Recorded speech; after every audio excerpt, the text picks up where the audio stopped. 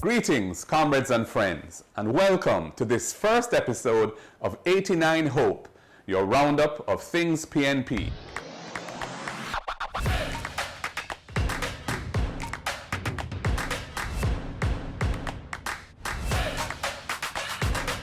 For these roundups, we'll prepare a digest of activities from the work program of the PNP leadership to keep you abreast of our progress in rebuilding our party and in fulfilling our promise to keep you informed about PNP happenings every step of the way. I will narrate this episode for you, which spans the period from November 2020 when I took office to the present day. So let's go. It's been roughly 2 months since I became party president. For the first 3 weeks, we concentrated on preparing the Secretariat to host a voting NEC. And that NEC elected Comrades Philip Paulwell and Comrade Dr. Dayton Campbell as Chairman and General Secretary, respectively. Thank you to Comrades Fitz Jackson and Julian Robinson for their stellar contribution in those roles. The party is in their debt. The November NEC also unveiled and presented a new look and feel in terms of decor. The feedback has been positive, and we hope to incorporate these ideas going forward. We then set out on a process of recruitment to engage staff for the Office of the Leader of the Opposition, including peopling the communications and administrative teams. We now have a new communications director and team in place, and will continue to build out the team to full capacity in order to effectively represent brand PNP in the media, social and traditional. Speaking of communications, the team has been using Powerful Together as a rallying call for comrades all. You may recognize this slogan from last year. We think it is a banner under which we can coalesce our energies while we build out the next phase of our messaging. Yes, man, we're powerful together. So use the hashtag on your posts and we will repost to the official party pages. We appointed a new shadow cabinet, which is a blend of experience, youth, passion, and talent. Thanks to the 18 members, plus myself, senators, and members of parliament who have accepted the task of helping to scope the PNP's plan for a more powerful Jamaica.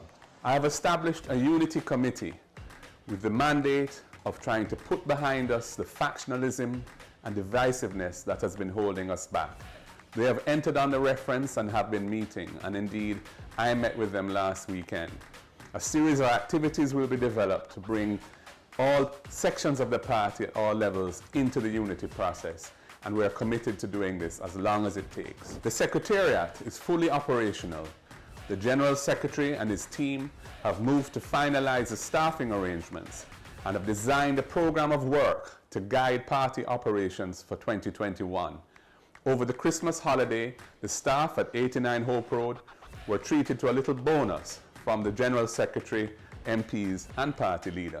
Norman Manley charged us to organize. The General Secretary has advised the executive of the appointment of Comrade Ian Hales as national organizer, and he will be supported by several political organizers. Our Deputy General Secretaries, Comrades Skeffrey and Waite, have been assigned specific areas of focus: electoral and enumeration, and special projects, respectively. We have new directors of communications and of empowerment and training, and we have a new director dealing with administration. New in this political year is the appointment of 2 directors to support the Secretariat. Comrade Dexroy Martin is now responsible for administration, and Comrade Sian Barneswell will focus on capacity building and systems development. We have identified chairpersons for all of the commissions of the party, and the General Secretary will advise on these appointments in the coming week or so.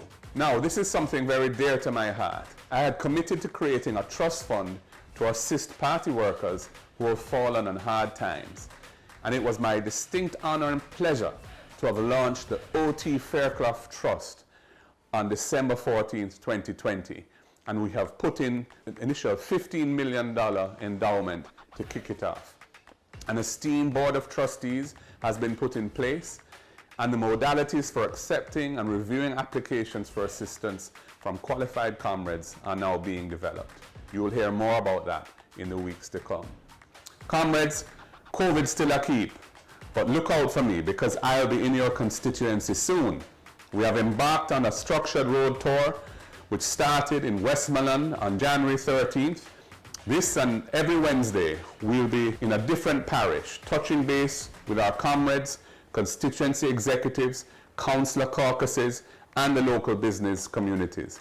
While we observe social distancing protocols, I still want to be accessible to all comrades.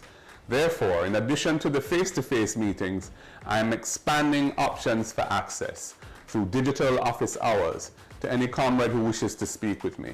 As of this coming week, you can schedule meetings on either Zoom or WhatsApp video, and you can set appointments by sending an email to the address below.